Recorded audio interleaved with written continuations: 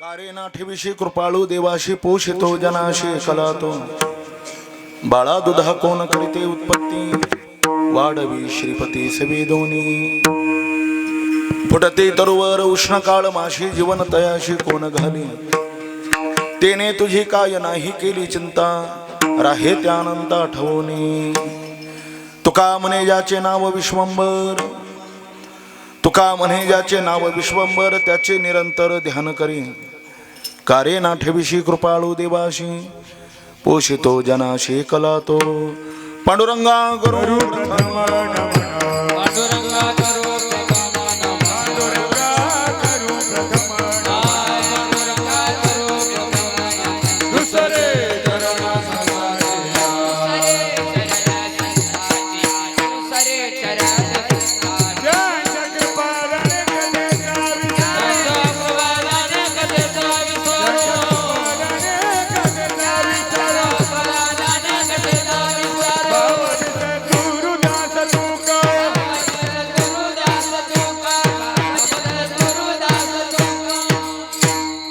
जयांचे केल्या स्मरण होय सकळ विद्यांचे अधिकरण तेची बंधू श्री चरण श्री गुरूंचे ते नमस्कारोन आता काय माझी वाणी मानेल संतांशी रंगव चित्ताशी फुलिया माझी वाणी तुझे वर्णी गुणनाम ऐसे दे प्रेम काही कळ मस्तक हे पायावरी वार करी संतांच्या समचरण सरोजम सांद्र नीलांबुदाभम जगन हितपानी मंडनम मंडनानाम तरुण तुलसीमाला कंदरम कंजनेत्रम सदय धवलहास विठ्ठलम चिंतयामी निवृत्ती नाथाचे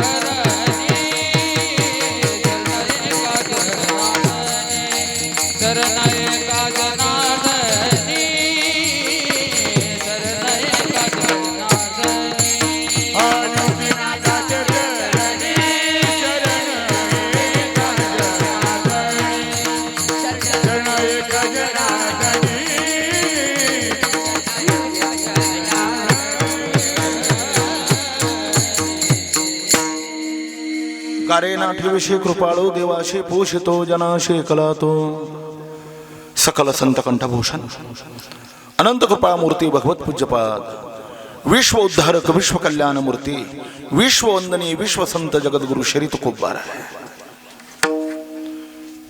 यांचा एक महत्वपूर्ण अभंग आपण चिंतन सेवेमध्ये घेतलेला आहे. अनंत कोट ब्रह्मांड नायक अकारण कारण करुणावरुणालय अखिल गुण निधान म्हणे प्राण संजीवन जगदाधार भक्तवत्सल भगवान श्री पंढरीनाथ साधकांचे मायबाप ज्ञानी यांचे राजे वैष्णवाग्रगणी मुक्त कैवल्य तेजोनिधी अखंड समाधिधन विश्वमाऊली ज्ञानोबार वारकरी संप्रदायातील थोर संत विश्वगुरु श्री निवृत्तीनाथ आपण सर्व उपस्थित संत महंत भाविक सज्जन माता भगिनी वारकरी संप्रदायातील कालक्रमा करणारे बाल वैष्णव टाळकरी वृंद गायनाचार्य मृदंगाचार्य आणि आपण देवरूप श्रोतृवर्ग सर्वांच्या परमाने पावन उपस्थितीमध्ये या खैरगाव गावातील कैलासवासी शंकर पांडुरंग बोराडे यांच्या प्रथम पुण्य स्मरणार्थ समापन्न झालेला देव दुर्लभा भक्ती महोत्सव आहे. ज्यांच्या कुटुंबात त्यांच्या पत्नी गंगा भागीरथी पार्वताबाई शंकर बोराडे, बंधू भीमराव शांताराम, चिरंजीव सोमनाथ रघुनाथ बाळू, भगिनी इंदुबाई दुर्गाबाई, सोन वनिता जयश्री कविता, नातू वैष्णव हर्षद ओमकार, भाविका वृंदा अंजली चित्रा नेहा आणि मुलगी सविता या बोराडे परिवाराने आपल्या पितृणातून उत्तीर्ण होण्याकरता एक दिवसीय चिंतन सेवा आयोजित केलेली आहे. सोमसूर्यादी ग्रहणी येऊन करती पारवणी की माता पिता मरणे अंकित ते दिवस मृत्यूलोक आहे आणि जाणं या मृत्यूलोकाचा निसर्ग आहे. फार वागविस्तार करण्याची गरज नाही. देहाची या गाव आली जन्म मृत्यूची सोहळ्या ना म्हणू नये धनंजयाजी परी. मुद्दा असा आहे, ज्या 4 कारणामुळे मरावं लागतं आणि ज्या कारणामुळे जन्माला यावं लागतं ती कारण तरी नेमकी कोणती? मुक्त महापुरुषाला जन्म आणि मरण या गोष्टी राहतच नाही. जन्म दुःख जरा व्याधी दुःख दोषानुदर्शन. जन्म आणि मृत्यू हा सामान्य जीवित्वदशेमध्ये, जीवदशेमध्ये जन्माला येण्याकरता आणि मरण्याकरता 3 गोष्टी लागतात. पहिली वासना, दुसरं कर्म, तिसरं पाप पुण्य. जन्म घेणे लागे वासनेच्या संगी तेची झाली अंगी हरिरूप. छोटासा प्रसंग सांगून हा मुद्दा संपवतो. ज्या देशाला या भारत हे नाव पडलं तो या समग्र पृथ्वीचा एकमेव छत्रपती राजा होऊन गेला. त्याचं नाव भरत आहे. भरत अत्यंत कीर्तिमान राजा होऊन गेला. ज्ञानोबा त्याच्या कीर्तीचं वर्णन करतात. 18 भर वनस्पती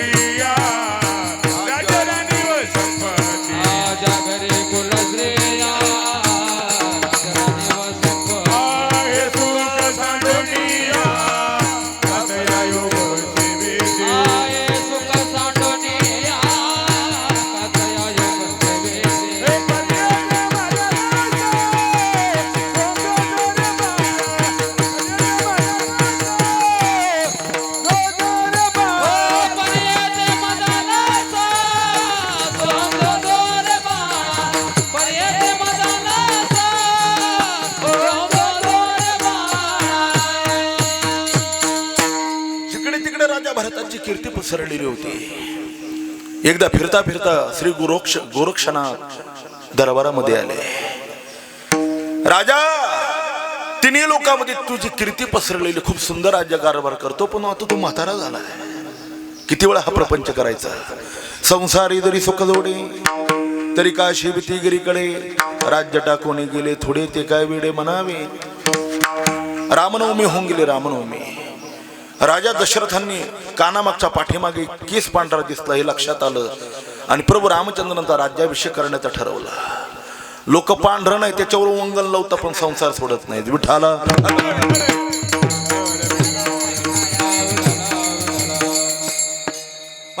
पांढरी झालेली केस हे भविष्य काळाचं सूचक आहे.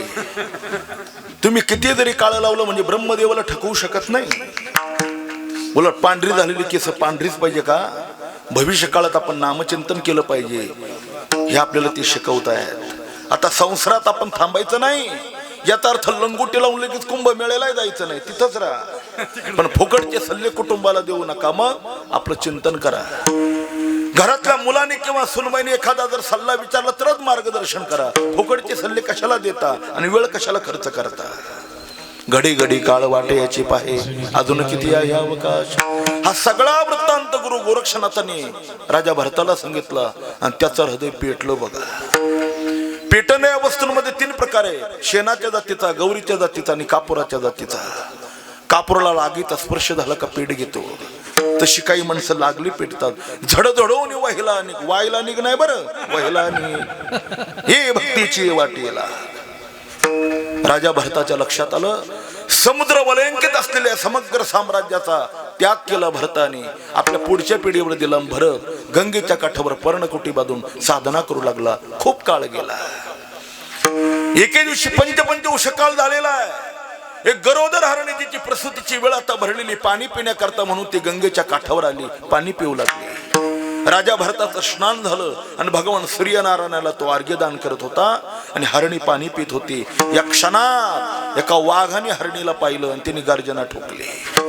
हरणी घाबरली. घाबरलेल्या हरणीने जीव मुठीत धरून अशी छलांग मारली. पोटातला गर्भ पाण्यात पडला. हरणी निघून गेली. राजा बराच वेळ पाहत होता पण ती हरणी काही पुन्हा आली नाही.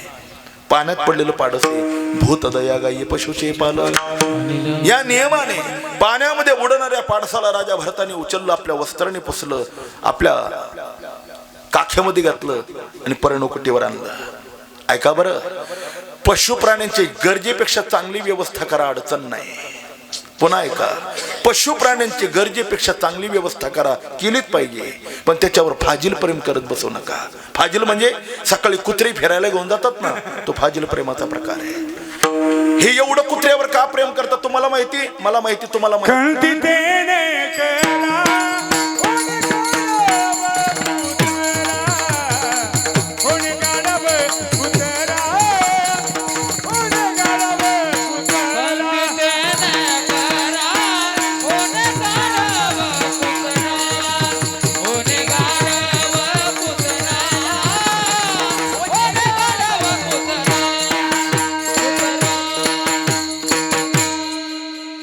पुढच्या जन्माची तयारी आतापासूनच चालू आहे. राजा भरताचं तेच झालं महाराज. अरे समग्र ऐश्वर्याचा त्याग केला, कुटुंबाचा त्याग केला, परिवाराचा त्याग केला. कशा करता? देवाच्या नामचिंतना करता. पण देवाचं नामचिंतन आता कमी आणि हरणाकडे प्रेम जास्त लागू लागलं. त्याचा लळा लागला. कोणती वस्तू दुःख देत नाही हो, त्या वस्तूवर लावलेलं प्रेम त्याचा लळा दुःख देत. वस्तू दुःख देणारी नाही, ती जड आहे, ती काय दुःख देणार आहे, पण त्याच्यावर केलेलं प्रेम दुःख देतं. तसं भरताच्या लक्षातच आलं नाही. डोंगरीजी महाराज म्हणायचे, ऐसा परोपकार किस काम का. अरे असा परोपकार करू नका जो आपल्या साधनेला धोका निर्माण करेल. असं प्रेम करू नका जे आपल्या आत्मउद्धाराकरता प्रतिबंध ठरेल. असं नातं जोडू नका जे आपलं स्वतःच आत्मघात करेल. असं नातं कामाचं नाही, असं प्रेम कामाचं नाही, असा मोह कामाचा नाही, आणि असा परोपकारही कामाचा नाही. म्हणून आपल्या आड आलेल्या परमार्थाला याच्याकरता भरताने आपल्या आईचा त्याग केला, बिभीषणाने भावाचा त्याग केला, भक्तराज प्रल्हादाने स्वतःच्या बापाचा त्याग केला, तर राजा बलीने शुक्राचार्यांसारख्या तपस्वी गुरुचा त्याग केला. का? परमार्थाला प्रतिबंध आणणारे, आपल्या आत्मकल्याणाला प्रतिबंध आणणारे ही जवळ ठेवणं उपयोगाचीच नाही. पण हे भरताच्या लक्षातच आलं नाही. नामचिंतन करण्याकरता जो वेळ घालवायचा, ज्याच्या करता गंगेच्या काठावर पर्णकुटी बांधली, ज्याच्या करता समग्र ऐश्वर्याचा त्याग केला, तो राजा एका हरणावर प्रेम करत बसला. महाराज, भविष्यातलं प्रारब्ध फार विचित्र राहत. कोणाला आपल्या प्रारब्धाचा ज्ञान नाही. श्री चरित्रम पुरुषस्य भाग्यम देवो न जानाति कुतो मनुष्य. राजाच्या लक्षातच आलं नाही. त्याचा परिणाम असा झाला, राजाला अर्धांग वायू झाला. त्याचं फक्त तोंडच चालू होतं, सगळी इंद्रिय बंद पडले. एके दिवशी हरणाचा कळप आला. हरणाच्या कळपामध्ये ते हरिण निघून गेलं, पण राजाला लळा लागला होता त्या हरणाचा, माझं हरिण, माझं हरिण, माझं हरिण. अरे राम राम म्हणता प्राण सोडायला पाहिजे, वेडा हरिण हरिण हरिण करत बसला. जड भरत राजा घाला तो घातला वासने, घाला तो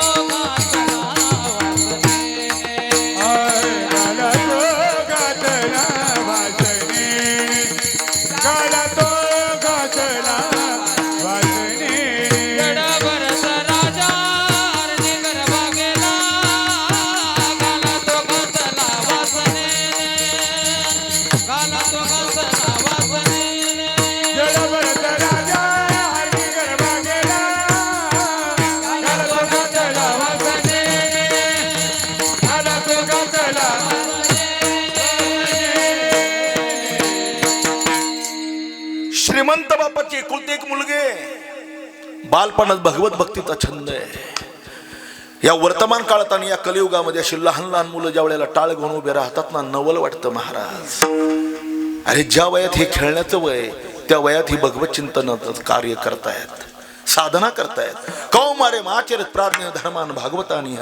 भक्तराज प्रल्हाद सांगतात ना, बालपणातच परमार्थ केला पाहिजे, याचं उत्तम उदाहरण आहे. अरे यांच्या चरणाची माती जरी तुमच्या कपाळाला लावली तरी तुमचं कल्याण होईल. गाथा वाचतात, ज्ञानेश्वरी वाचतात, गीतेचा पाठ करतात, हनुमान चालीसा नियमाने म्हणतात. लहान लहान मुळात तर ते निर्गुण सगुण ब्रह्मच आहे, आणि त्यात पुन्हा साधन आहे. तशी अशी लहान मुलगी बालपणातच तिला मागच्या संस्काराने भगवत भक्तीचा छंद लागलेला होता. मागचे संस्कार होते. एक सांगू, परमार्थ करता मागच्या जन्माची पुण्याई, या जन्मातला प्रयत्न आणि श्री गुरु कृपा, या तीन गोष्टी एकत्र आल्या का माणसाचा परमार्थ उत्तम आणि सफल होतो. पुन्हा एक आहे, परमार्था करता मागच्या जन्माची थोडी पुण्य आहे, नुसती पुण्याही चालत नाही. या जन्मातला प्रयत्न, नुसता प्रयत्नही जमत नाही. श्री गुरु कृपा, 3 गोष्टी एकत्र याव्यात. विठाला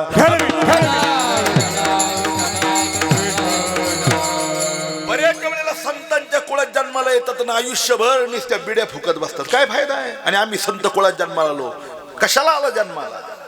त्या कुळाचा नाश करण्याकरता. बऱ्याच वेळेला शिके, बऱ्याच नाव घेणं योग्य नाही. मोठ्या मोठ्या कुळात जन्माला आले, आयुष्यभर दुराचाराने जगले. पुण्य होतं पण प्रयत्न केला नाही. बऱ्याच वेळेला प्रयत्न केला जातो. तुम्हाला मृदंग शिकण्याकरता काही आयुष्य खर्च करता प्रॅक्टिस करून जमतच नाही कुठे काय वाजवा. भजन करता करता करता, रियाज करता करता करता कंठ फुटायची वेळ येते पण स्वराला स्वरच लागत नाही. का? महाराज त्याचं कारण आहे प्रयत्न खूप आहे पण मागच्या जन्माची पुण्यही नाही. बऱ्याच वेळेला मागच्या जन्माची पुण्य प्रयत्न आहे पण योग्य मार्गदर्शन मिळत नाही. मग आमान बापून कोणाची पूजा करत बसतात. विठाला तीर्थ सुद्धा कशाचं प्याऊ याची सुद्धा जर अक्कल नाही तर तुम्ही सुशिक्षित कसले बो गाड उभे नाही का तुमच्यापेक्षा. विठाला तीर्थ म्हणून काय प्याऊ याची सुद्धा अक्कल नसावी ना. आम्ही सुशिक्षित, ते ज्ञान काय चुलीत घालायचं? का उपयोग असे ज्ञान? तीर्थ म्हणून साधूचं काय प्याऊ ही सुद्धा अक्कल नाही तुम्हाला. आता काय म्हणावं? आणि ना शिकलं हे सगळं ना शिकलं कसं काय घडतो? विठाला विठाला जुगलबंदी कीर्तन इकडच, गाढ हो महामंडलेश्वर इकडच, सगळं बियाणं इकडच कसं काय जन्माला येत? ऐका, नुसतं प्रयत्नाने भाग्य चालत नाही देवा. योग्य मार्गदर्शन लागतं. योग्य एक सांगू वाक्य, एखाद्या वेळेला संसारातला मार्गदर्शक जर चुकला ना तर एकाच जन्माचे नुकसान आहे, पण परमार्थातला मार्गदर्शक जर चुकला तर जन्म जन्मांतराचे नुकसान आहे. एखाद्या मुलीला कर्मधर्म संयोगाने तिच्या प्रारब्धाने म्हणा किंवा काही पाहण्यामध्ये म्हणा दोष घडला असणार, दुराचारी पती जर त्याच्या गळ्यात पडला तर त्या बाळाचं एकाच जन्मातलं नुकसान आहे. पण एखाद्या साधकाला, उपासकाला, विद्यार्थ्याला चुको म्हणून संत किंवा गुरु जर पदरात पडला ना तर त्याच्या जन्म जन्मांतराची नुकसानी जन्म जन्मान. सीतामातेचं काय झालं? साधू नसलेल्या रावणावर विश्वास ठेवला तर भगवान प्रभू रामचंद्रांपासून 6 महिने बाजूला जावं लागलं. आयुष्य उद्ध्वस्त होण्याची वेळ आली सीतामातेचे. का? चुकीचा मार्गदर्शक मिळाला आणि चुकीच्या व्यक्तीवर विश्वास ठेवला. त्याचं फळ जर सीतेला भोगावं लागलं तर सामान्यांची काय कथा आहे? विठाला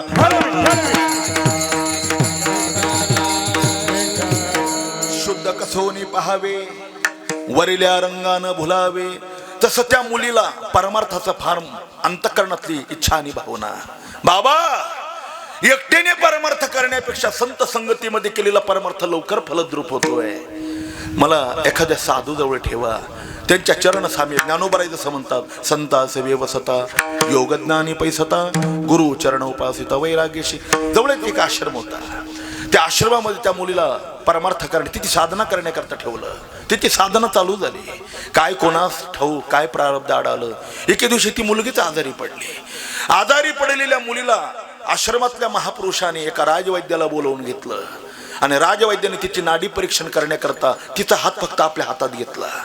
आयुष्यात कधी पुरुषाचा स्पर्श झाला नाही.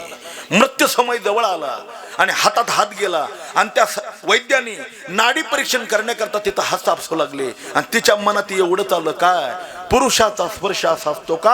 आणि प्राणोत्क्रमण झालं.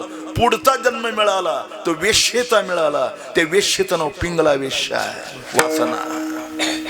आणि महाराष्ट्राच्या संत मालिकेमध्ये काशीला जन्माला आलेले एक महापंडित ब्राह्मण कुळामध्ये आयुष्यभर भगवत साधना केली, सत्संग केला, प्रवचन केली आणि मरायच्या वेळेला चपलेच्या जोड्यामध्ये वासना गुंतली तर चांभाराच्या घरी जन्माला यावं लागलं. त्यांचं नाव श्री संत रोहिदास चांभार. या सगळ्या वासनेचा प्रकार आहे. पण तुकोबराय सांगतात, वासने करता जन्मा करता जी वासना लागते ना ती वासना आमची राहिली नाही. ब्रह्मरस गोडी तयाशी फावली वासना निमाली समृद्धांची संत चरण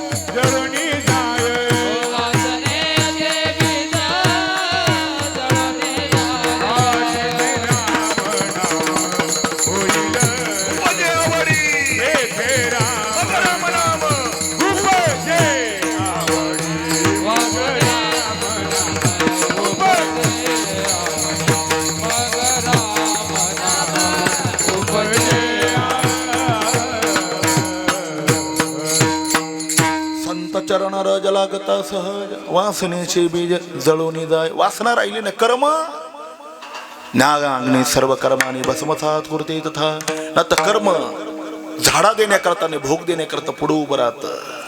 अगा कर्मी जे उरावे तै तै सुखदुःखी फळावे तया ते भोगावया यावे देहा एका.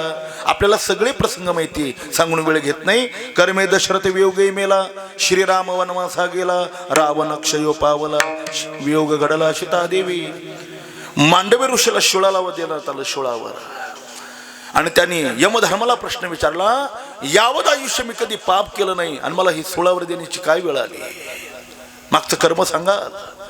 तर त्यावेळेला यमधर्माने सांगितलं आपण जरी ऋषी असाल तपश्चर्या करणारा असाल तरी तुम्ही बालपणामध्ये एक काम करायचे काय फुलपातकूर घ्यायचे आणि त्यांच्या गुदद्वारा वाटे तुम्ही काठे टोचायचे. त्याचा परिणाम ह्या भीष्माचार्यांचा इतिहास तर माहितीच आपल्याला. एक सरडा बाणाच्या टोकावरच टाकला 6 पळ राहिला तर पुढे त्याचं व्याज झालं 6 महिने बाणाच्या टोकावर झोपावं लागलं. आपल्याला सजन कसायाचा इतिहास माहितीये. भूतपूर्व जन्मामध्ये खाटकाच्या ताब्यातून सुटलेली गाय पळू लागली.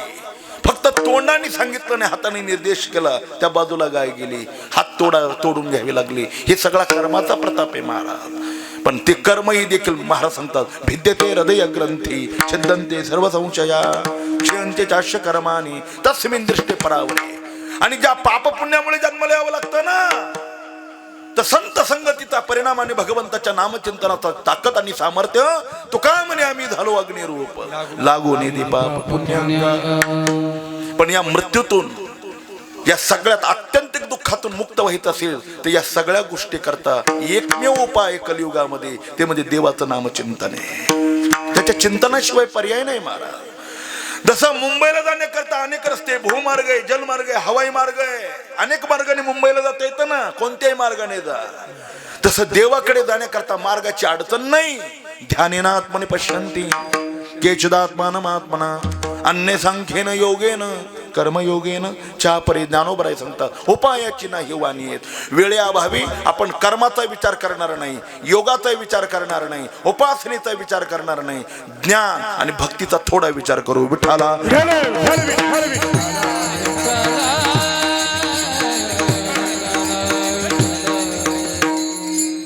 पहिलं ज्ञानोबराय सांगता करिता जाती भोकशी बुद्ध्याधिकांचे विज्ञान का घेतलं.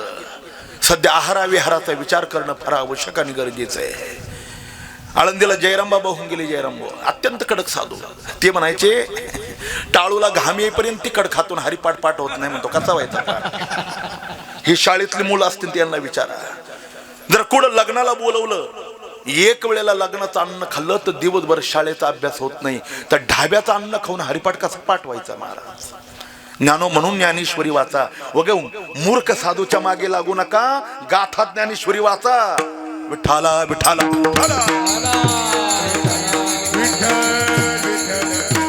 नवीन नवीन साधूची एक एक करामत पाहायला मिळते ना ऐकायला मिळते महाराज. लाज वाटते. हिंदू धर्मातलीच माणसं आणि हिंदू धर्माच्याच लोकांना फसवतात. मनाला अंतकरणाला लाज सुद्धा वाटत नाही. ती काय बाहेरची नाही आपलीच लोक आपल्याला धर्माच्या आणि देवतेच्या नावावर फसवतात महाराज. म्हणून आतापर्यंत सगळ्या कीर्तनकारांनी सगळ्या महापुरुषांनी सांगितलंय अरे गाथा ज्ञानेश्वरी जवळ असताना माणसं फसतातच कशी. ज्ञानोबराय सांगतात अधमाची अन्ना खादली आकरी व मना. एखाद्या आधम दुराचारी नराधम माणसाचं अन्न जर चुकून पोटात जर गेलं तर ज्ञानोबराय सांगतात तोंडामध्ये बोट घाला आणि ओकऱ्या करून ते अन्न काढा. का तेवढंच अन्न तुमच्या पतनाला खूप झालं. वारकरी संप्रदायामध्ये आल्यानंतर पहिली माळ घातली का पहिली आहार शुची लागते महाराज. म्हणून लोक वारकरी संप्रदायात येत नाहीत. मग तिकडे जातात. काही खा काही प्या काही करा फक्त आमचं नाव घ्या. विठ्ठला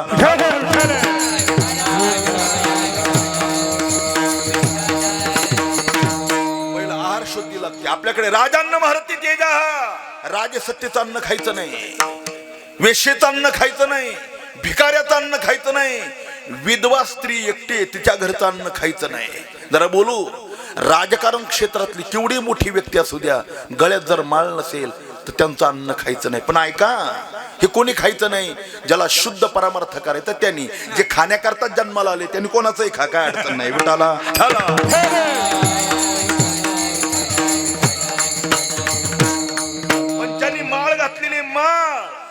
आणि ज्याला स्वच्छ परमार्थ करायचा त्याने अन्नावर विचार करा महाराज.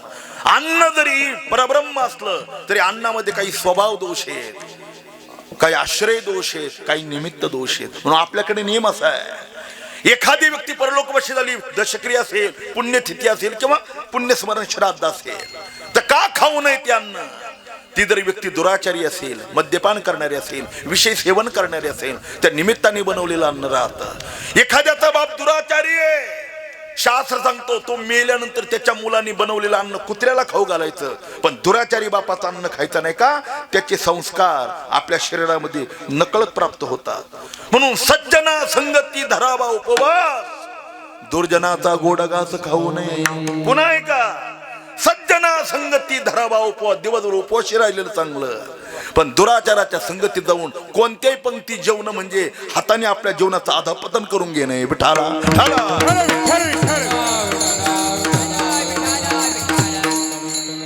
आता इथं तरुण आहेत म्हणून त्यांच्याकरता एक प्रसंग सांगतो. छत्रपती शिवाजी महाराज आत्ती लहान होते. आत्ती म्हणजे आत्तीच लहान. स्नान घातलं, पाळण्यात टाकलं, झोका दिला. लहान मुलाला झोप लागल्यानंतर सकाळी सकाळी किंवा स्नान झाल्यानंतर ते 2-2.5 तास उठत नाही. शोभा झोपी गेले. कामानिमित्ताने जिजामाता साहेब गड उतार झाल्या. आता 2-2.5 तास का शोभा उठणारच नाही हे तो त्या लवकर आल्या नाही. आणि शोभा 2 तासानंतर उठला, पण जिजामाता आल्या नाहीत. डोळे पांढरे करून तो रडू लागला. वैकुंठवासी परमपूज्य गुरुवर धोंडा महाराज सांगायचे, जसं गोदावरी सारखं तीर्थ नाही, एकादशी सारखं व्रत नाही, द्वादशी सारखा पर्वकाळ नाही, गायत्री सारखा जगात मंत्र नाही, न मातु परदैवतम, आई सारखं विश्वात दुसरं दैवत नाही. आई आईच आहे. एक दाशी नवीन बाळ अंतिम झाली होती आणि ती आपल्या बाळाला स्तनपान करत होती आणि अशा ठिकाणी बसली का ज्या ठिकाणी शोभाचा झोपण्याचा पाळणा होता. शोभा पाळण्यामध्ये डोळे पांढरे करून मोठ्याने टाई फोडून रडू लागला, हातपाय खोडू लागला. जिजामाता ये ना, ती आई दाशी कासावीस झाली महाराज. आई आईच राहते. तिने स्तनाचा आपला बाळ बाजूला केला आणि हातपाय खोडणाऱ्या डोळे पांढरे करणाऱ्या शोभाला उचललं, आपल्या स्तनाला लावलं आणि दूध पाजत असताना त्या क्षणात जिजामाता आल्या. स्तनाला, दाशीच्या स्तनाला शोभा पाहिला. आईसाहेब गरम झाल्या महाराज, पण रागवल्या नाही. राग आवरला. दाशीचा जीव हातातला शोभा हातावर घेतला. तिला कामाच्या निमित्ताने जरा दूर अंतरावर पाठवलं. ती दिशेनाशी झाली. लक्षात आलं, जिजामातेने शोभाच्या हाता पायाला धरलं आणि गर गर गर फिरवून त्याच्या तोंडातलं दूध बाहेर काढलं. पण ते सगळं पडलं नाही. मराठवाड्याच्या भाषेत बोलू, अन्न आणि पाणी अशी महाराज, ती त्याची जात दाखवल्याशिवाय राहत नाही. विठाला तसं गाईचं शेण जमिनीवर पडल्याबरोबर फपाटा घेऊनच वर येत आहे, तसं अन्न आणि पाणी त्याचे संस्कार कधी जन्माला घालील ती सांगता येत नाही. त्याचे संस्कार बाहेर पडतातच. शोभा मोठा झाला मावळ्यांबरोबर आणि रायरेश्वराच्या मंदिरात गेला. शोभा करंगळी कापून घेतली आणि आता तोरणागड जिंकण्याचा संकल्प केला. भवानी तलवार कमरेला लावली आणि घोड्यावर टाच मारले निघाले आणि समोर शत्रूचं सैन्य पाहिलं. शत्रू सैन्य पाहिल्याबरोबर शोभा घाबरला. घामाच्या द्वारा हातातली तलवार गळून गेली. चाणाक्ष होती शोभा. खाली पडलेली तलवार उचलली. मोठ्या मेहनतीने, पराकष्टेने, कष्टाने युद्ध केलं. तोरणागड जिंकला. पण घोड्यावर बसून गडावर आले आणि आपल्या आईला काय प्रश्न विचारला तो तुम्हाला सांगायचा आहे. मासाहेब, माझ्या शरीराच्या धमनीमध्ये रक्ताच्या थेंबामध्ये क्षत्रिय शाहू महाराजांचा अंश आहे. मी शहाजीराजांचा मुलगा आहे. आमच्या अनेक पिढ्या भारत देशाच्या स्वातंत्र्याकरता आणि धर्माच्या संरक्षणाकरता याच्यात घालवलेले आहे. बालपणातच माझ्या भावानी तलवारी बरोबर लग्न झालेलं आहे. हे तुम्ही मला शिकवलेलं आहे. आणि असं असताना आयुष्यातलं पहिलं युद्ध करण्याकरता गेलो आणि हात थरथरू लागले. मला घाम आला आणि धैर्य ढासळलं. काय कारण असेल याचं उत्तर तुम्ही द्या. जिजामातेने खाली मान घातली. शोभा, हा दाशीच्या दुधाचा परिणाम आहे. अरे एका थेंबाने एवढा परिणाम होत असेल, ज्या लोकांची हयात ढाब्यावर खाण्यात जाते त्याच्या जेवणाचं काय होत असेल महाराज. म्हणून सांप्रदायिक माणसाचं अन्न पवित्र पाहिजे. विठाला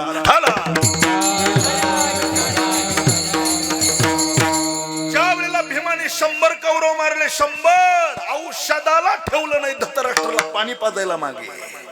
जे उघडी मांडी दाखवली त्या दुर्योधनाने द्रौपदीला, दाशीला मान कसला आणि अपमान कसला. 5 पैकी 6वा जर पुरुष झाला तर वेशीला काही फरक पडत नाही म्हणून आपली उघडी मांडी दाखवली. रागावलेल्या भीमाने सांगितलं, त्याच मांडीवर गदा मारून जर नाही जेव घेतला तर बघ औषधाला तुझे भाऊ ठेवणार नाही. म्हणून एकट्या भीमाने 100 कौरव मारले, एकट्याच भीमाने. आणि बाकीच्या मग अर्जुन, नकुल, सहदेव, धर्माने बाकीचं सैन्य मारलं. दक्षिणायन संपलेलं नाही आणि उत्तरायण अजून सुरू झालेलं नाही. भीष्माचार्य उत्तरायणाची वाट पाहत आहेत, त्याला प्राण सोडायचा आहे. आणि भगवान श्रीकृष्णांनी हे लक्षात घेतलं, धर्मा, भीष्म धर्मात्मा आहेत आणि तुम्ही युद्ध जिंकलेले आहात. उद्या तू भावी राजा होणार आहे. भीष्मांसारखा राज्यकारभार कसा करायचा ते तुला सांगू शकतील. म्हणून चाल, त्यांच्याकडे काही धर्माचं आणि नीतीचं ज्ञान घे. ते ज्ञान जीवनाला उपयुक्त आहे. धर्मराजेच होते महाराज ते. धर्मराजाने भगवान श्रीकृष्णांचं वचन कधी टाळलं नाही. अरे खोटं न बोलणारा धर्मराज, ज्याच्या धर्माची शक्ती अशी होती का जमिनीपासून ज्याचा रथ 1 अंगुलीवर चालत होता, महाराज जमिनीवर टेकला नाही. पण देवा करता भीमराज धर्मराज खोटे भरले. बोलविले वाणी नारायणी धर्मा, अंगुष्ट तो कर्मासाठी गेला. धर्मराज देवा करता खोटं बोलले. स्वतः खोटं म्हणजे अर्ध सत्य बोलले. ते स्वतः करता नाही, युद्ध जिंकण्याकरता नाही, देवाची इच्छा म्हणून कधीच राजा धर्माने भगवान श्रीकृष्णांचा अनादर केला नाही. त्यांच्या वचनाचा कधी अनादर केला नाही. वचनावर विश्वास ठेवला. 5 पांडव भगवान श्रीकृष्णांसहित भीष्माचार्यांकडे आले. त्यांच्या चरणाजवळ भगवान श्रीकृष्ण उभे. उजव्या बाजूला पांडव आणि डाव्या बाजूला द्रौपदी साहेब आहेत.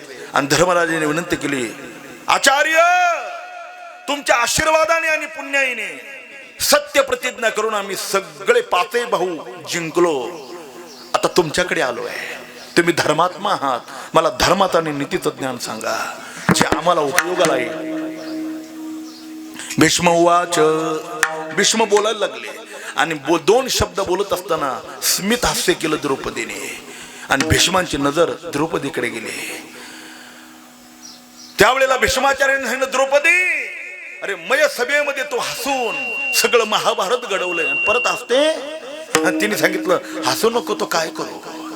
माझ्या मालकाला धर्मराजाला हा धर्माचं आणि नीतीचं ज्ञान शिकवताना, मग ज्या वेळेला माझ्या स्वतःचं वस्त्रहरण होत होतं आणि तुम्ही तिथे प्रत्यक्ष असताना तुमचा धर्म कुठे बुडाला होता, तुमचं ज्ञान कुठे गेलं होतं. ज्या सभेमध्ये द्रोणाचार्य, कृपाचार्य, विदुरासारखे तुमच्यासारखे धर्मात्मा योद्धे होते, ते खाली मान घालून पाहत होते आणि एका आबला नारीचं वस्त्रहरण होत होतं. त्यावेळेला हे ज्ञान का ठेवलं नाही. भीष्माचार्यांच्या डोळ्याला पाणी आलं आणि प्रश्नाचं उत्तर दिलं, द्रौपदी, अगं ज्याचं अन्न खाल्लं त्याच्यावर हात उगारता येत नाही. अरे मतदानाचे पैसे घेतल्यावर बोलता येत नाही तर खाल्ल्यावर काय करणार आहे. विठ्ठला ठाला. ऐका, देवाला दिलेली जमीन दान आहे आणि ती हवेलगट आलेली आणि तिथून हवे जाणार आहे म्हणून तोंडाला पाणी सुटलं आणि कोर्टात दावा करून ती जमीन मिळवली ना, जमीन मिळेल, पण त्याच्यातून निघालेलं उत्पन्न तुमच्या सगळ्या कुळाचा नाश करेल का. की दान म्हणून दिली.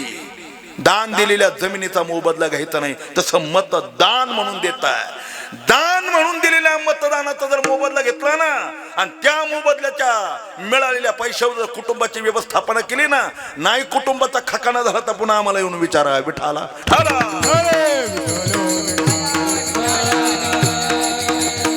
नाही तुमची मुलं ढाब्यावर जाऊन बसली, सगळ्या संपत्तीचा आणि इज्जतीचा जर नाश केला तर मग विचारा का. ते दान म्हणून दिलंय.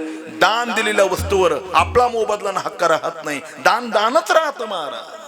तसं भीष्माचार्य सांगितलं, द्रौपदी, दुर्योधनाचं अन्न खाल्लं आणि ज्याचं अन्न खाल्लं त्याच्यावर हात उगारता येत नाही म्हणून मी काही बोललो नाही, गप्प बसावं लागलं. मी कशा करता सांगितलं, अन्नाची शुचिरभूतता लागते, ब्रह्मज्ञान जरी कळे उठाउठी. पण या सगळ्यापेक्षा मृत्यूवर विजय मिळविण्याकरता ज्या संतांनी स्वतः ज्या मार्गाचं अवलंबन केलं आणि जो मार्ग आपल्याला सांगितला तो भक्ती मार्ग आहे. तुका म्हणे सोप्या ये सर्वाहुनी, शहाणा तो धनी घेतो येथे, किंवा सकळाशी येथे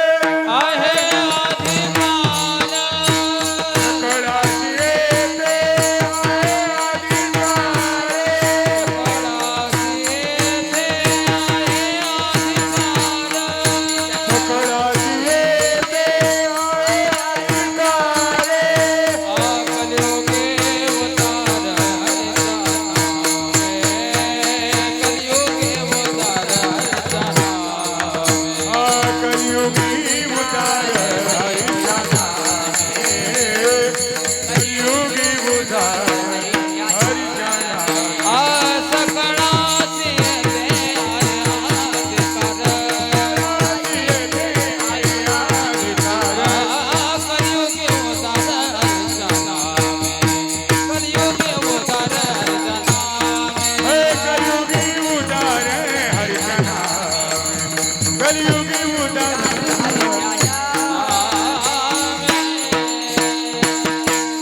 ज्या संतांनी स्वतः यज्ञ याज्ञाधिकाची अत्यंत खडतर तपश्चर्या केल्या, स्वतः अवघड साधना केली, पण बहुजन समाजांकरता सुलभ आणि सोपी साधना दिली, तो भक्तिपंथ. ज्या मार्गाचा अनुकरण केल्यानंतर माणसाचा आत्मउद्धार होतो आणि मृत्यूवर विजय मिळवता येतो. मग का हो, पहिला प्रश्न आहे, इतकं नामचिंतन सोपं सोपं सोपं, मग लोकांना कीर्तनात सुया घ्यान बेबा घ्यान ओ ते काय काय घ्यान हे काय मानावं लागतं. जसं वैदिनीच्या घरी जन्माला आले ते. अरे कीर्तनामध्ये नामचिंतन करा, गाथा ज्ञानेश्वरी वाचा हे सांगायचं का बेबा घ्या म्हणून सांगायचं? काय मन गाठव घालून बोंबलायचं का बेबा घेऊन विठ्ठाला ठाला.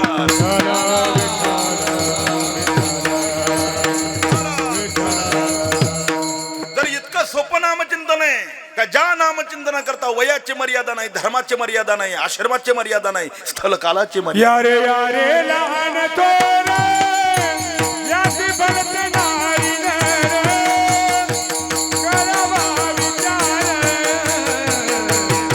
जगतीचा कवनासी. यारे यारे लहान थोर भरत नारी नर करावा विचार जगतीचा कवनासी. कुठला प्रत्यवाय नाही आणि कुठला प्रतिबंध नाही. कबीर मोमिन लथिप मुसलमान सेना नाविदान विष्णुदास कोणी देवाचं नामचिंतन करू शकतो. बाळी नर नारी नर आदी करुणी वेशाही कोणी. मग इतकं जर सुलभ नामचिंतन आहे आणि जे नामचिंतनाच्या द्वारा मृत्यूवर विजय मिळवता येतो, लोक का घेत नाही? अधिक विस्तार करणार नाही. देवाच्या नामचिंतनाकरता जरी सुलभ जरी असलं तरी त्याला 3 प्रतिबंध आहेत. पहिला अज्ञान, दुसरा आळस, तिसरे अश्रद्धा. पहिला अज्ञान आहे महाराज. तुम्ही ओ महाराज आमच्यावर तुम्ही आरोप करताय, आम्ही BA झालोय BCom झालोय, तुम्ही आम्हाला खुशाला अज्ञानी समजता. ऐका, शाळा कॉलेजचं ज्ञान आहे ना ते भाजभाकरीचं ज्ञान आहे. शाळा कॉलेजच्या ज्ञानाने फक्त पोट भरता येतं, त्या ज्ञानाने जीवाचं कल्याण होत नाही. जीवाचं कल्याण करण्याकरता जी पराविद्या लागते ती विद्या गाथा ज्ञानेश्वरी ते ती मोबाईल मध्ये नाही. विठ्ठाला ठाला.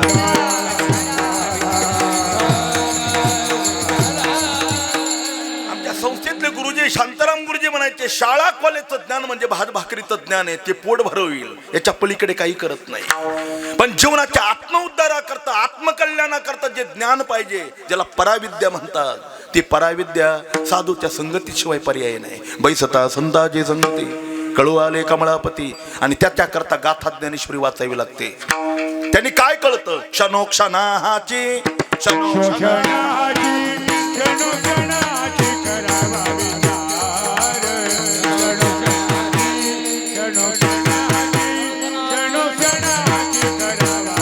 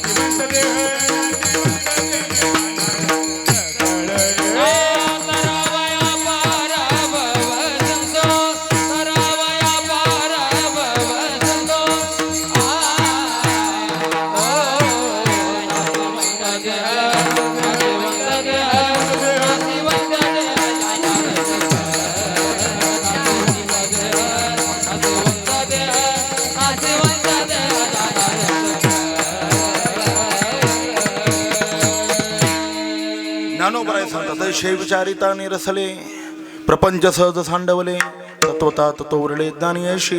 म्हणून पहिला अज्ञान नसावं, दुसरा आळस नसावं. आळस नका करू सांगतो लहाना थोरा. का आळस करायचा नाही? मृत्यू फार जवळ आहे महाराज. क्षणभंगूर नाही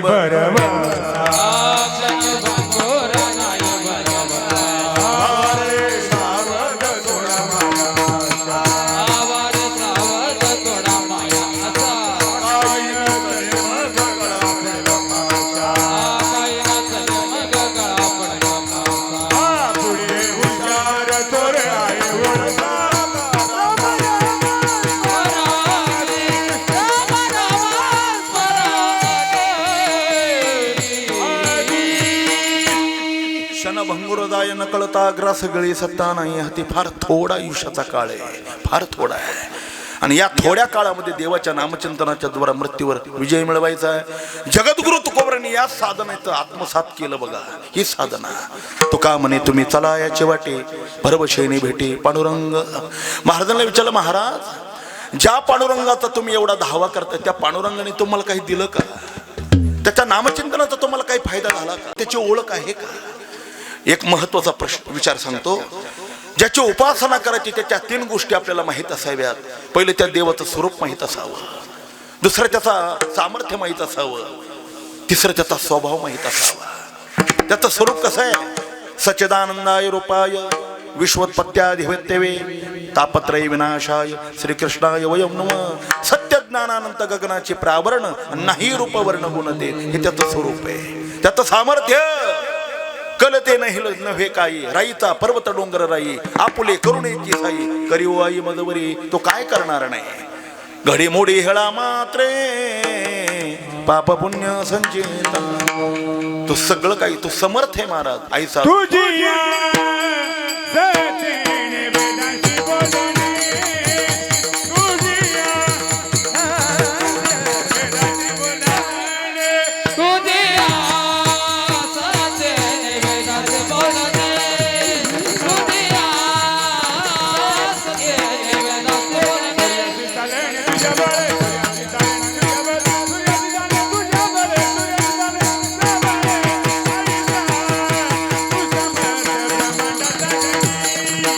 आईचा, तू समर्थ ब्रह्मांडाचा राणी.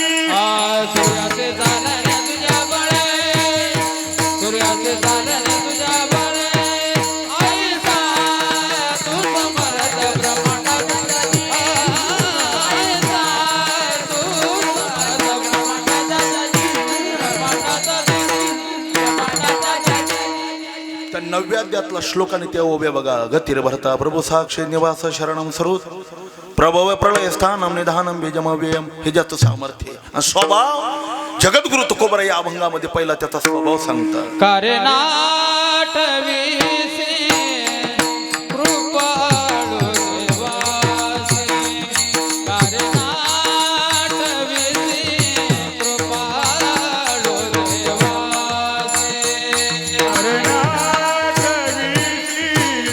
कृपाळू देवासी, करणाटवीसी कृपाळू देवासी. कारणाटवीसी कृपाळू देवासी.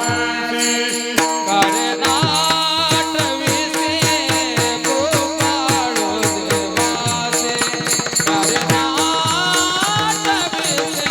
कृपाळू देवासी. हे करणाटवीसी कृपाळू देवासी, करणाटवीसी कृपाळू देवासी. ओसितो जगासी कला तो, ओसितो जगासी कला तो. बाळा कोण तुझ करी ते भगवती. बाळा कोण तुझ करी ते भगवती. पोषितो जगासी एकला तो, पोषितो जनासी एकला तो. बाळा कोण कोण करी ते भगवती.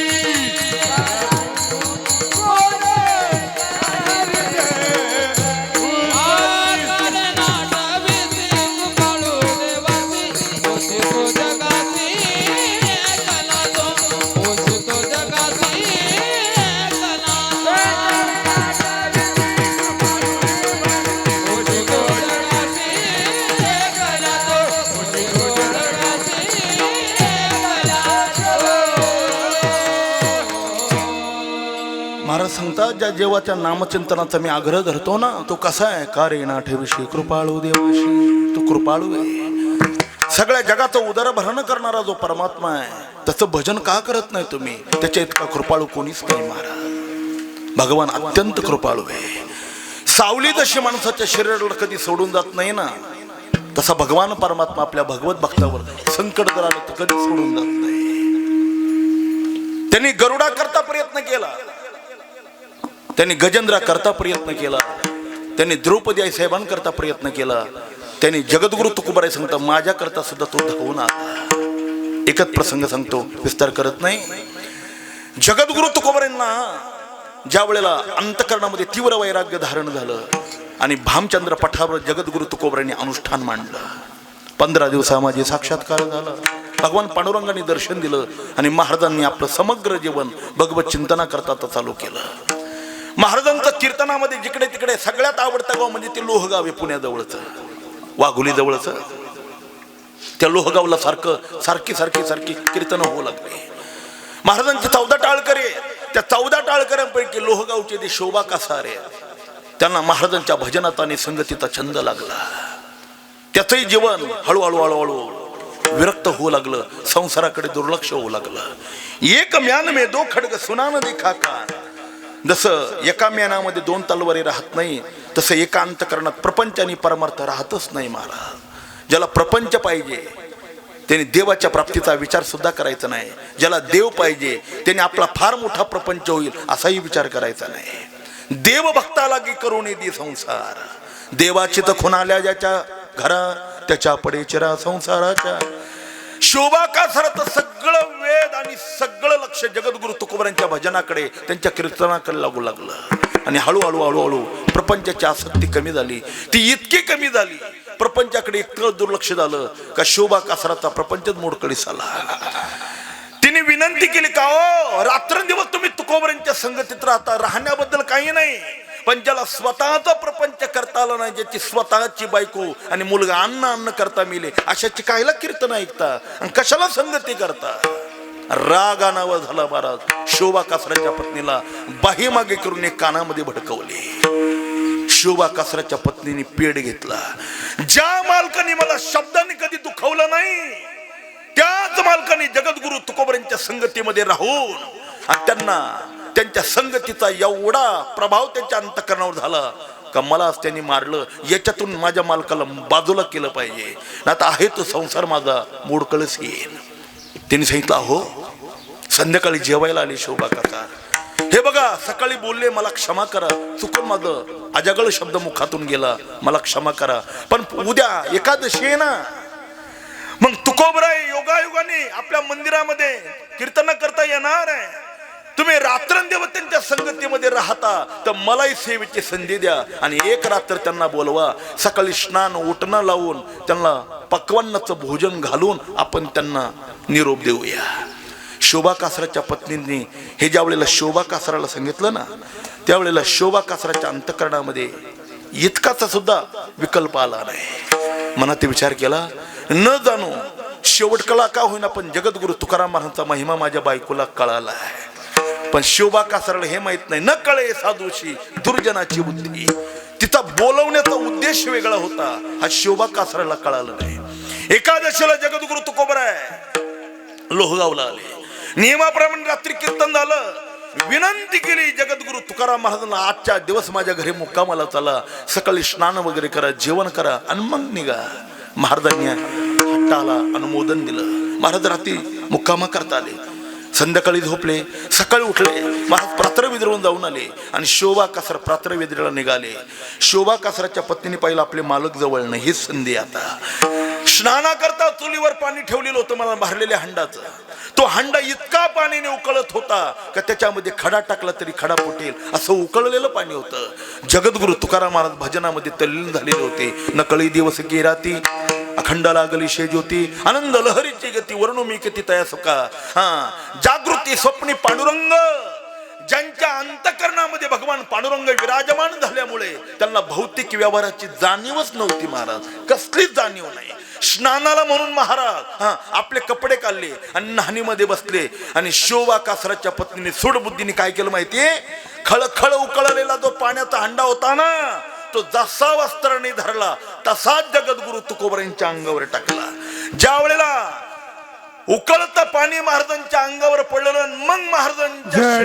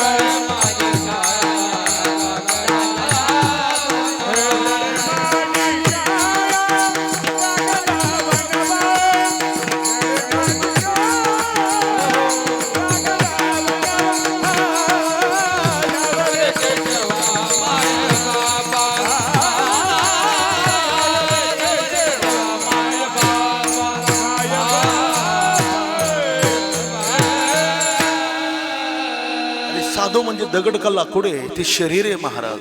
उकळतं पाणी ज्या वेळेला अंगावर पडलं ना, त्यावेळेला महाराजांची कांती जळू लागली, कातडी जळाली आणि महाराजांनी हृदयपूर्वक भगवंताला एवढ्या मोठीने हाक मारली, पांडुरंगा. मग तुकोबराय सांगतात, श्री पंढरीनाथांनी मला आलिंगन दिलं आणि आलिंगन दिल्याबरोबर आला शीतळ शांतीचा वारा. तिने सुख झाले या शरीराला, पिटला पातकांचा धारा, कळकळाशी धाकदरा रागा. त्यांच्या शरीराने मला देवानी मिठी दिली आणि माझं शरीर शांत झालं. माझ्या जीवनातला तुकोबराय सांगतात अशा अनेक अनुभव आहेत, अनेक. मला माहिती आहे जगात त्याच्या इतका कृपाळू आणि भक्तवत्सल दुसरा कोणी नाही. तो भक्तवत्सल आहे, हा माझा अनुभव आहे महाराज सांगतात. म्हणून मी तुम्हाला सांगतो, कार्य ना ठेविशी कृपाळू देवाशी, पोषितो जनाशी कला तो. कोणी विचारलं महाराज नुसता तुमचा अनुभव सांगू नका, जगाचा जर एखादा अनुभव सांगा. महाराज त्याच्याकरता अभंगाच्या दुसऱ्या चरणात दृष्टांत देतात.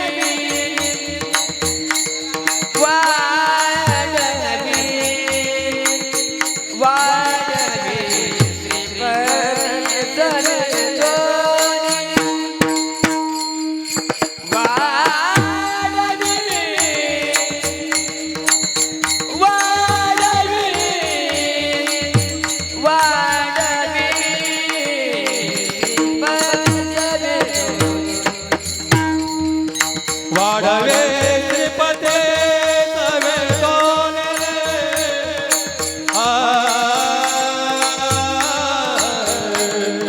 आ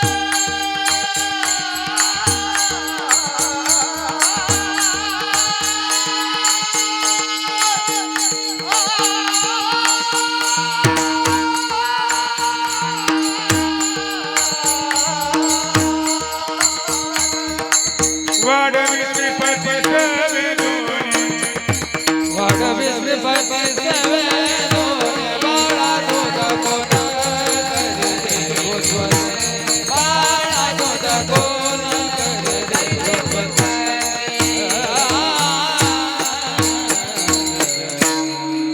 बाळा दुधा कोण करीते उत्पत्ती वाढवी श्रीपती सेवे दोन्ही.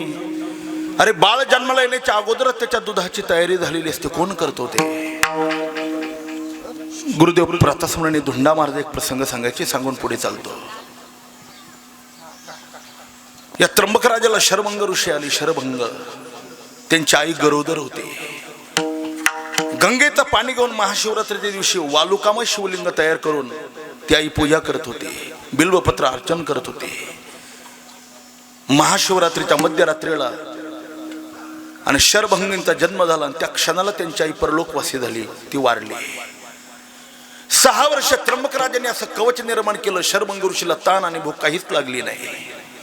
6 वर्षानंतर ते ब्रह्मगिरीवर फिरायचे, तपश्चर्या करायचे, फळं खायचे, पानं खायचे, पाला खायचे आणि जगायचे. खूप काळ गेला. एके दिवशी वैशाख महिन्यात रखरखत ऊन आहे. एक गरोदर माता 7 महिन्याचं तिला पोट आहे, डोक्यावर सरपणाची मोळी आहे आणि ती रस्त्याने चालली होती.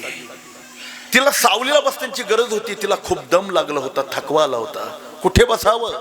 शरभंग ऋषी ज्या झाडाखाली बसले त्या झाडाखाली अशी शांत सावली पडली आणि त्या सावलीला तिने आपल्या डोक्यावरची मोळी खाली टाकली आणि त्याच्यावर बसली.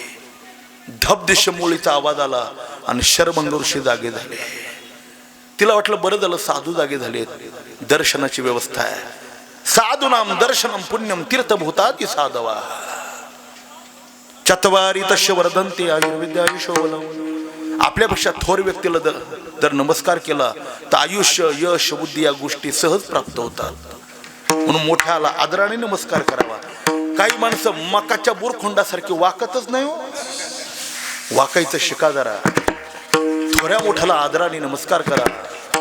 अभिवादन शिल्लस्य यथा वृद्धोपसेविनम चत्वारि तस्य वर्धन्ते यशो बुद्धी तथा बलम. या सगळ्या गोष्टी प्राप्त होतात. ती बाई दर्शनाकरता शरभंग ऋषींच्या जवळ गेली. त्याने आयुष्यात कधी स्त्रीच पाहिली नव्हती महाराज. ज्या वेळेला ती बाई दर्शन करू लागली ना, त्यांना डोक्यावर त्यांच्यासारखा आंबोडा दिसला. त्यांना वाटलं हा कोणीतरी साधूच आहे. म्हणून शरभंग ऋषी उठले आणि तिच्या दर्शनाकरता जवळ येऊ लागली. बाई घाबरली की महाराज मी एक आबला स्त्री आहे, माझं कशाला दर्शन घेता? मी तुमच्या दर्शनाकरता आले. माझं दर्शन घेऊन मला कशाला तुम्ही नरकामध्ये घालता? माझं दर्शन करू नका. स्त्री म्हटल्याबरोबर त्यांनी 2 मिनिटे तिच्या शरीराकडे पाहिलं. महाराजांची वाणी बरे, त्यांनी सांगितलेला प्रसंग आहे. शरभंग ऋषीने तिच्या स्तनाकडे बोट केलं आणि विचारलं, हे काय? तिने सांगितलं, हे माझ्या बाळाचं अन्न आहे. मग बाळ कुठे? तिने आपल्या 7 महिने गरोदर असलेल्या पोटाकडे हात केला. सांगितलं, बाबा बाळ या पोटात आहे, आणखी 2 महिन्याने याचा जन्म होणार आहे. हे ऐकल्याबरोबर तिने त्यांच्या चरणाला लोटांगण घातलं आणि शरभंग ऋषी रडायला लागले. तिने विचारलं, रडता का? मग त्यांनी दिलेलं उत्तर महत्वाचं. ते म्हणले, अहो काही वर्ष मी ब्रह्मगिरीवर तपश्चर्या करतोय, कंदमुळ फळ खातोय, पण ज्या वेळेला मला कधी अन्न मिळालं नाही, मी त्या वेळेला देवाला दोष देत होतो. ज्याच्या करता आयुष्य समर्पण केलं तो साजे माझी 2 वेळेची व्यवस्था करत नाही, असा माझा देवावर संशय होता, दोष होता. पण आज तुमच्यामुळे कळालं, अरे आपण जन्माला येण्याच्या अगोदरच देवाने आपल्या तहानेच्या आणि भुकेची व्यवस्था केली. हा तुमच्यामुळे झालेला मला आजचा साक्षात्कार आहे. देवाशिवाय कोण करू शकतो महाराज? अरे आईच्या पोटात जर असताना 7व्या महिन्यात बाळ, तो आत्मा टाळू फोडून आत जातो, त्याला जीवित्व दशा प्राप्त होते. तिथपासून भगवंतानी आईच्या आणि त्याच्या पोटाची जी नाळ जोडलेली, त्याला अलीकडच्या भाषेत बोलायचं म्हटलं पाईपलाईन, त्या आईने खाल्लेला आहार त्या मुलाच्या पोटामध्ये जातो आणि ती बाळ जगतं पोटात. कोण जगवतो महाराज? वाढवी श्रीपती सवेदोनी. हे सवेदोनी काय भानगड आहे? जशा आईच्या उदरातला गर्भ जसा जसा विकसित होतो ना, तसं आईच्या स्तनातलं दूध त्याच्या भुकेप्रमाणे विकसित होतं, ते वाढतं. हा 2 करणारा कोण आहे? तो कोबराय सांगतात, तो परमात्मा आहे. म्हणून वाढवी श्रीपती सवेदोनी कारे नाठविषयी कृपाळू देवाशी. ज्याला हा दृष्टांत नाही पडला त्याच्याकरता तो कोबराय पुढचा दृष्टांत देतात. फुटते तरुवर उष्ण काळ माशी. अरे भर वैशाखाच्या उन्हाळ्यामध्ये रखरखत्या उन्हात 40, 45, 47, 48 टेम्परेचर असताना सुद्धा पिंपळाच्या झाडाला सुंदर सुंदर अशी गुलाबी पालवी फुटलेली आहे. त्या पिंपळाच्या झाडाला कोण पाणी घालतो? द्राक्षाला ठिबक सिंचन केलं तरी द्राक्ष जळून जातात. आणि चैत्र मासामध्ये एवढ्या रखरखत्या उन्हामध्ये देखील पिंपळाला सुंदर अशा प्रकारची पालवी फुटते. तुकोबराय सांगते, त्याला पाणी घालणारा कोण आहे? फुटते तरोवर उष्णकाळ माशी, जीवन तयाशी कोण घाली. नंतर जगद्गुरु तुकोबरांनी तो दृष्टांत आपल्या करता दिलाय अभंगाच्या 4थ्या चरणात.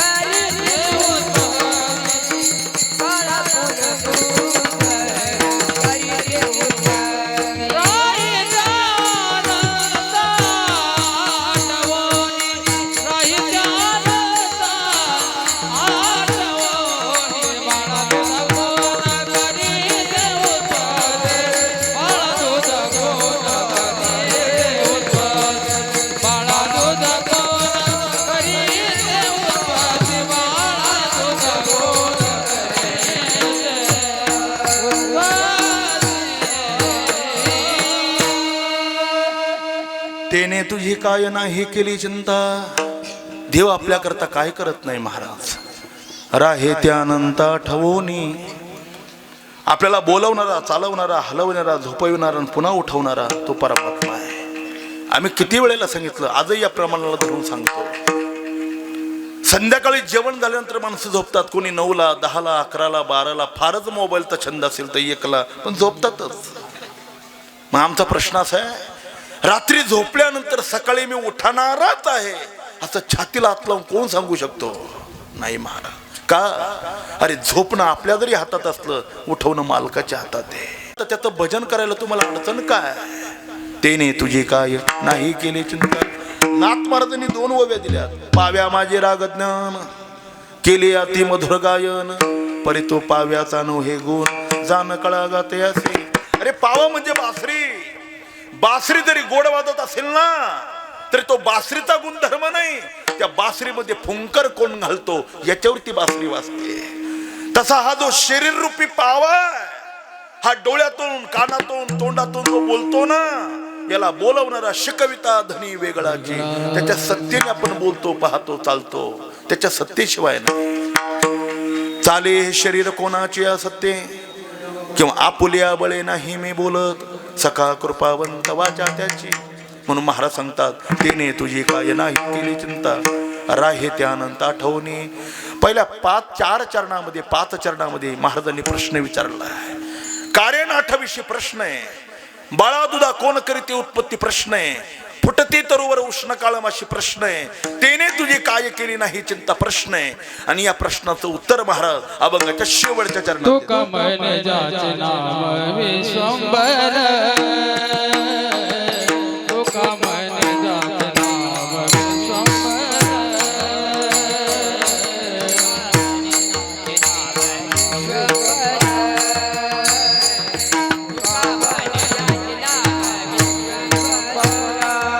त्याचे निरंतर ध्यान करे, त्याचे निरंतर ध्यान करे.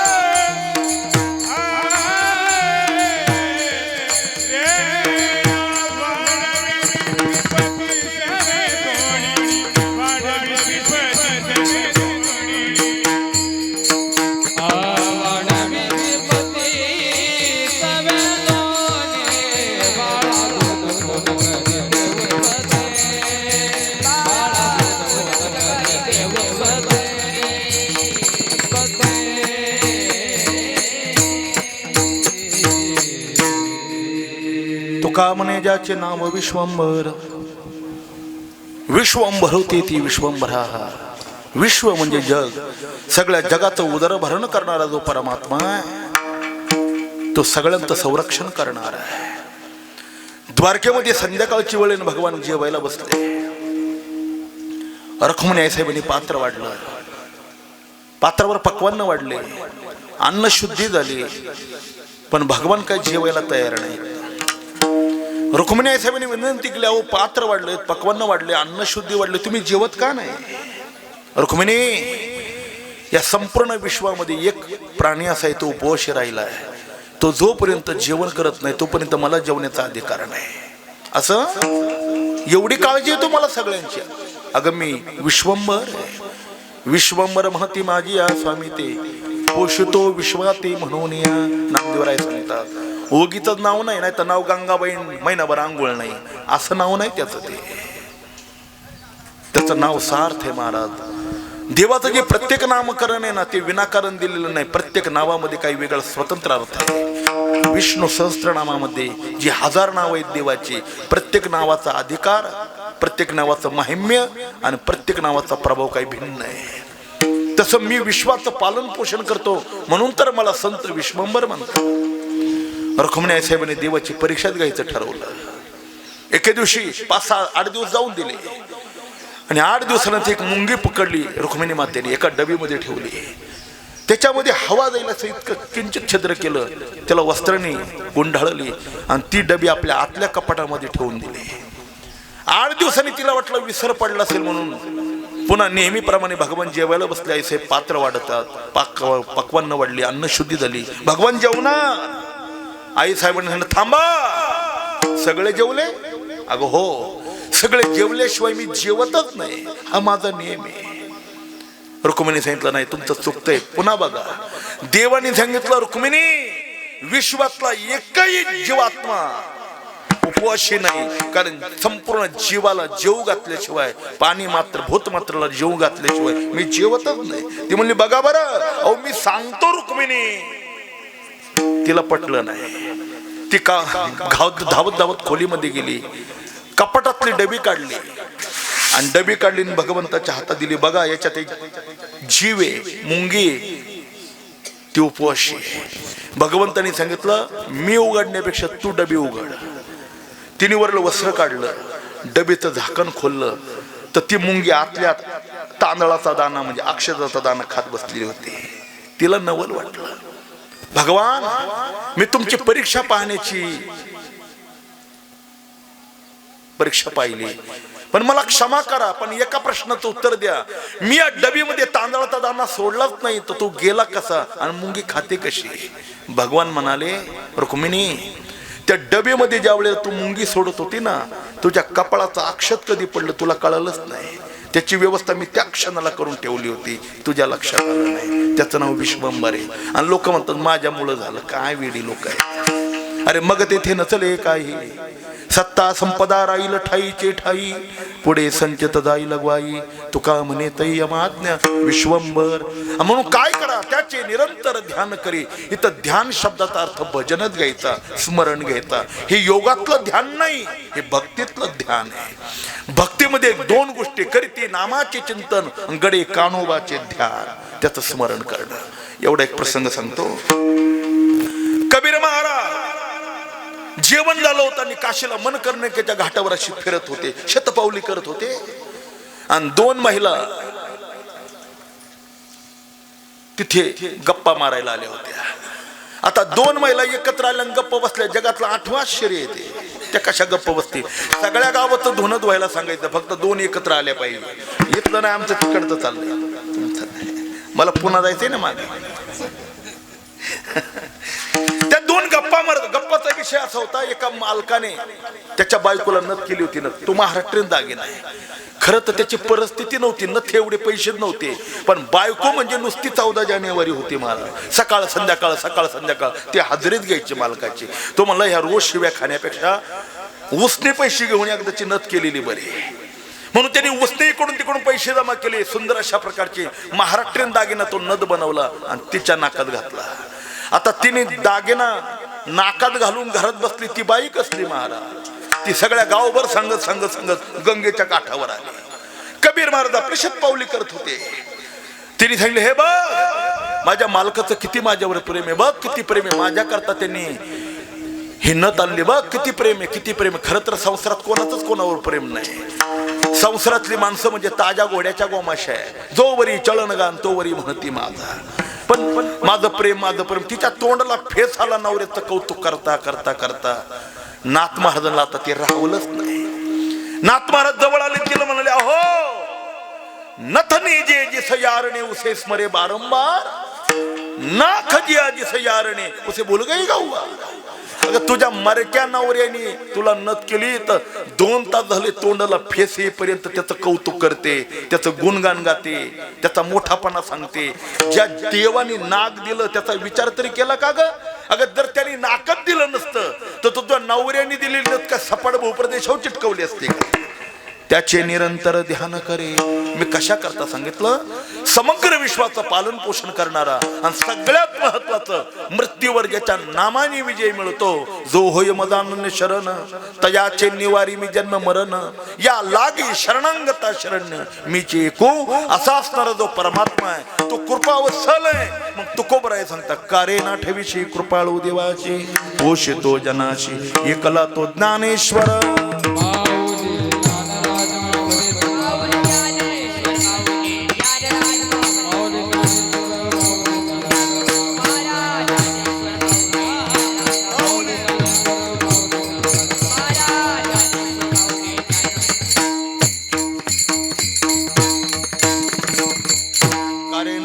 कृपाळू देवाशी पोषितो जनाशी कलातो. खरं तर आम्ही मरण माझे मरून गेले हा भंग घेणार होते. इथून कुणीतरी आम्हाला फोन केला, महाराज तुमच्या या भंगावर आम्ही युट्यूबचं कीर्तन ऐकलंय म्हणे आणि ह्याचा भंग घ्या. चला या अभंगावर काही चिंतन करण्याचा जो प्रयत्न केला, कैलासवासी शंकर पांडुरंग बोराडे यांच्या प्रथम पुण्यस्मरणार्थ या बोराडे परिवाराने खूप मोठं सुंदर अशा प्रकारचं हे आयोजन केलेलं आहे. या बोराडे परिवाराच्या दुःखामध्ये सम्मिलित होण्याकरता आपण सगळे त्या ठिकाणी उपस्थित झाला. राजकीय, सामाजिक, शैक्षणिक आणि आध्यात्मिक क्षेत्रातील सगळी हिमालयाच्या उंचीची मंडळी आपल्याला या ठिकाणी लाभलेली आहेत. त्यात मृदंगाचे आचार्य हरिभक्तीपरायण दिनेशजी महाराज मोजाड आहेत. गायनाचार्य भजन विष्णू हरिभक्तीपरायण या परिसरातलं भूषण रोहिदासजी महाराज मती आहेत. श्री हरिभक्तीपरायण वारकरी गंधर्व आमचे गोरखजी महाराज गतीर आहेत. कीर्तन साथ हरिभक्तीपरायण ज्ञानेश्वर माऊली श्रीपाद बाबा वारकरी शिक्षण संस्था कावनाई इगतपुरी, ही सगळीच मंडळी आपण ठिकाणी आलात. परिसरातील कीर्तनकार, प्रवचनकार, कथाकार, वारकरी संप्रदायावर आपल्या पोटच्या मुलापेक्षा अधिक प्रेम करणारा हा भगवत भक्तांचा समुदाय, परमपूज्य परमवंदनीय जोग महाराज वारकरी शिक्षण संस्थेतील आणि मठातील मठाधिपती हरिभक्तीपरायण माधव बाबा घुले यांचे सर्व अनुयायी आणि भक्त मंडळी परिवार आपण सर्वच बाबांच्या चरणावर आणि आपलं मस्तक टिकून परमार्थाची वाटचाल करणारी मंडळी आहात. आपण सर्वांच्या चरणी कोटी कोटी अभिवादन करतो. जाता जाता फक्त विनंती करतो, आयुष्याचा काल अत्यंत खडतर प्रवास आहे. प्रपंच आणि परमार्थ दोघांचा समन्वय करायचा आहे मायबाप. म्हणून आपला व्यर्थ वेळ वायाला न घालवता 5 मिनिटे फक्त गाथा ज्ञानेश्वरीला देत जा. 5 मिनिटे दिवसभरातून कधी द्या. दिवसभर काम करून घरी आलात ना, संध्याकाळच्या वेळेला पोटभर जेवण करा. 2 हात पाय तोंड चांगली स्वच्छ धुवा. एखाद्या जागेवर बसा किंवा आपल्या अंथरुणावर बसला तरी काय अडचण नाही. ज्ञानेश्वरी पुढे घ्या आणि 5 मिनिटात एक ओवी वाचा. ज्याला वाचता येत नाही त्यांनी नुसतं ओवीच्या अक्षरांवर जरी बोट फिरवलं ना तरी ज्ञानोबराय तुमच्या बोटाला धरतील आणि भगवंताच्या चरणापर्यंत घेऊन जातील. बघा, ती आई आहे, ती कृपाळू आई आहे. इतरांसारखी ती आई नाही. ज्या ज्ञानेश्वर महाराजांनी आतापर्यंत अनेक भाविकांचा आणि भक्तांचा उद्धार केला. म्हणून ज्ञानाबाई माझी अनाथाची माय. जे ज्ञानोबराय रेड्याचा उद्धार करतात, रेड्याचा, ते ज्ञानोबराय आपला का उद्धार करणार नाहीत महाराज. फक्त त्यांच्या संगतीला येण्याचा प्रयत्न करा. आणि ज्ञानोबरायांची संगती म्हणजे ज्ञानेश्वरी ग्रंथ हा त्यांची संगती. तुकोबरायांची संगती म्हणजे त्यांचा गाथा आहे. जसं लोखंड परिसराला लागलं की लोखंड सोनं होतं, तसं आपलं जीवन ज्ञानेश्वरांनी गातासारखा परिसराला जर लागलं तर जीवनात सोनं झाल्याशिवाय राहणार नाही. असा अमूल्य ग्रंथ ज्ञानेश्वरी आहे. त्या ग्रंथाचं चिंतन करा. एकदा सामुदायिक निवृत्तीनाथांचं भजन करूया. आपलं सेवा समाप्त झाली.